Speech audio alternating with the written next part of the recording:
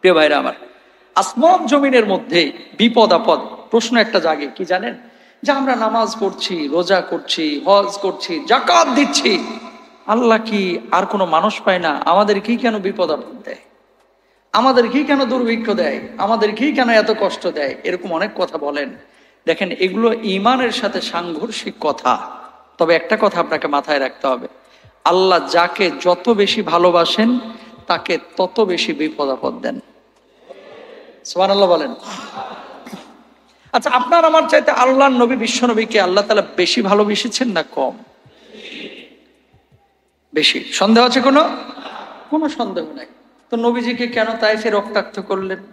নবীজিকে কেন ওহুদে দাঁত ভাঙলেন? নবীজিকে কেন আল্লাহ তাআলা কষ্ট দিলেন? কেন নবীজিকে যুদ্ধের ময়দানে গিয়ে লড়াই করালেন? প্রশ্ন জাগে কি জাগে না? তার মানেটা হচ্ছে, আল্লাহ যাকে যত বেশি ভালোবাসবেন, যাকে যত বেশি জিম্মাদারি নেবেন, তাকে তত বেশি বিপদ আপদে ফেলবেন। সুবহানাল্লাহ বলেন।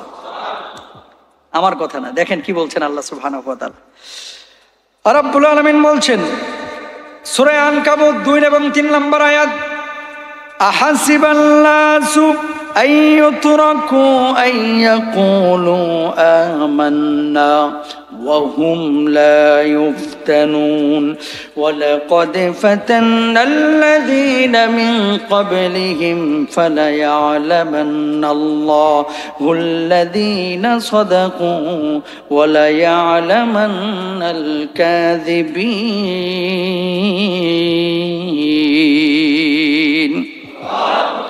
রব্বুল আলামিন তিনি বলছেন, মানুষকে ধারণা করে যে তাকে আমি ছেড়ে দিয়েছি, ঈমান আনার পরে অনেকেই দেখবেন মিথ্যা আবার আরোপ করে। কেমন? যে আল্লাহ বলতে কিছু নাই। যখন বিপদ আপদের মুখোমুখি হয় তখন বলে আল্লাহ বলতে কিছু নাই, না হলে আমার বিপদে দিল কেন?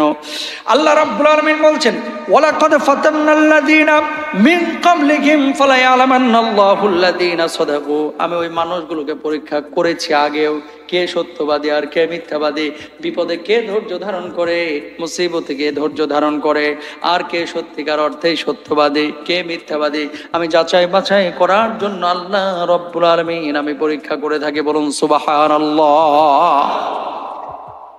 ঈমান আনার পরে কারা মিথ্যা আরোপ করেছে, আবার ঈমান থেকে খারেজ হয়ে গেছে, আল্লাহ তাআলা আগেও পরীক্ষা করেছেন, এখনো পরীক্ষা করবেন। পূর্ববর্তী সাহাবীদেরকে করেছেন কি করেন নাই? করেছেন। কিন্তু কিছু কিছু মানুষ দেখবেন বিপদে পড়লে বলে আল্লাহ কি আর কাউরে পাই না, যত বিপদ খালি আমার গাড়ি দেয়। বলে কি বলে না? বলে। বিপদ যখন আসে দল বেঁধে আসে, এমন কথা বলে যে আল্লাহ কি কাউরে পাই না। খবরদার, বুঝে শুনে এই সমস্ত কথা বললে ঈমান থেকে বের হয়ে যাবেন। নাউজুবিল্লাহ বলেন। আবার দুনিয়ার বুকে এমন কিছু মানুষ আছে দেখবেন, খেয়াল করে দেখেন, আমার আল্লাহ রাব্বুল আলামিন বলছেন সূরা হজ আয়াত নম্বর 11, ওয়ামিনান নাসি মান ইয়াবুদুল্লাহা আলা হারফ। আল্লাহ রাব্বুল আলামিন বলছেন, এমন কিছু মানুষ রয়েছে যারা ইবাদত বন্দেগী করে দ্বিধা দ্বন্দ্বে। ফাইন আসাবাহু খায়রুন ইতমাআন্না বি। যখন ওই মানুষগুলোর কাছে কোনো কল্যাণকর বিষয় আসে, অন্তরটা তাদের প্রশস্ত হয়ে যায়, তারা খুশি হয়, আনন্দিত হয়। ওয়া ইন আসাবাতুহু ফিতনাতুন ইনকালাবা আলা ওয়াজহি। আর যখন তাদের বিপদ আপদ আসে, তখন সাথে সাথে মানুষগুলোর অন্তর ঘুরে যায়, আল্লাহ বিমুখ হয়ে যায়। খাসিরাত দুনিয়া ওয়াল আখিরাহ। আল্লাহ রাব্বুল আলামিন বলছেন ওই সমস্ত মানুষ হচ্ছে দুনিয়াতেও ক্ষতিগ্রস্ত, আখিরাতেও ক্ষতিগ্রস্ত। বলুন নাউজুবিল্লাহ। বন্ধুরা আমার, আপনার আমার আশপাশে এমন অনেক লোক দেখতে পাবেন যে মানুষগুলো যখন ইবাদত বন্দেগী করে, ইবাদত বন্দেগী করছে, টাকা পয়সাও কামাচ্ছে, আল্লাহ তাআলা রিজিকে সংকট দেয় নাই, অসুস্থতাও দেয় নাই, আল্লাহ তখন খুব ভালো। যেমনি আল্লাহ একটু বিপদ দিল অথবা চাকরিটা চলে গেল, আল্লাহর জন্য নামাজ পড়ি, আবার আল্লাহ বিপদেও দেয়, যার নামাজই পড়তাম না। নাউজুবিল্লাহ বলেন না? আছে না নাই? আছে। আল্লাহ ওই কথা বলছে সূরা হজ্জের 11 নম্বর আয়াতে, ওয়ামিনান নাসি মান ইয়াবুদুল্লাহা আলা হারফ। এমন কিছু মানুষ দুনিয়ার মধ্যে আছে যে মানুষগুলো ইবাদত করে দ্বিধা দ্বন্দ্বে। কিরকম? যে নামাজ পড়তেছি, যদি আল্লাহ বেতনটা বাড়ায় দেয় তাহলে চলবে, আর যদি কোনো কারণে আল্লাহ বেতনটা কমায় দিছে বা চাকরিটা চলে গেছে, দূর, ও তো নামাজই পড়ে না, হিন্দু মানুষ, তারপরও দেখি 50,000 স্যালারি পাই, আমি নামাজ পড়ে বেতন পাই 13,000 টাকা, যা নামাজই পড়তাম না। নাউজুবিল্লাহ বলেন। এমনটা করা যাবে না। তাহলে আল্লাহ সুবহানাহু ওয়া তাআলা কি বান্দাকে পরীক্ষা করেন কেমনে? এবার আসেন সূরা বাকারা 283, 84, 85 এই যে আয়াতগুলোর মধ্যে আল্লাহ তাআলা কি বলছেন? وَلَنَبْلُوَنَّكُمْ بِشَيْءٍ مِّنَ الْخَوْفِ وَالْجُوعِ وَنَقْصٍ مِّنَ الْأَمْوَالِ وَالْأَنفُسِ وَالثَّمَرَاتِ وَبَشِّرِ الصَّابِرِينَ।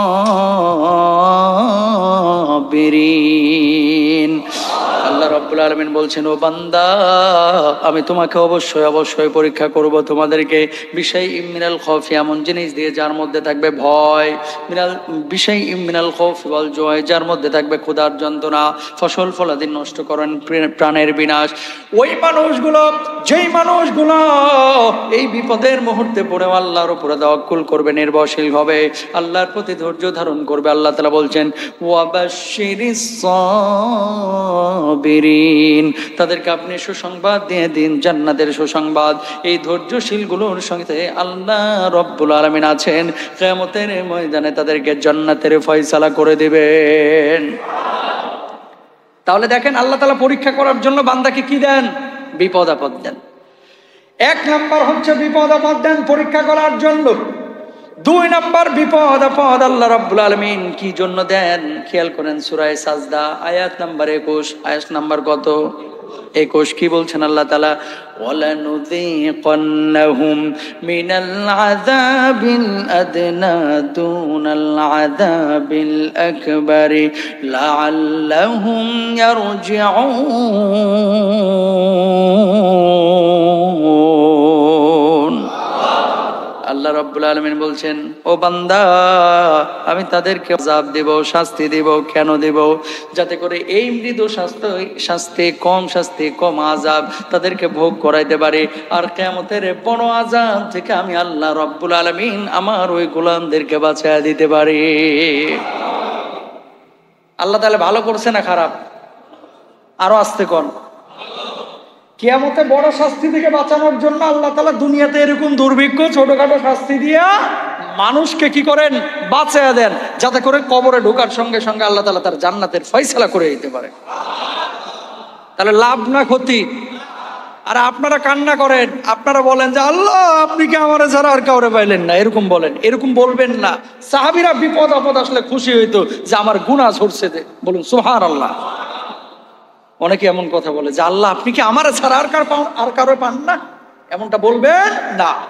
সাহাবীরা খুশি হতেন কেন?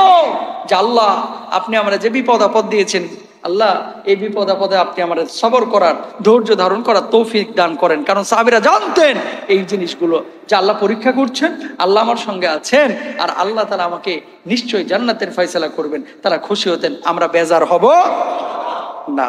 আল্লাহ তাআলা তৌফিক দান করুক, আমিন বলেন। তাহলে দেখেন বিশ্বনবীকে আল্লাহ তাআলা পরীক্ষা করেছেন, আল্লাহ তাআলা বিপদ আপদ দিয়েছেন, আপনাকে আমাকে বিপদ আপদ দিবেন।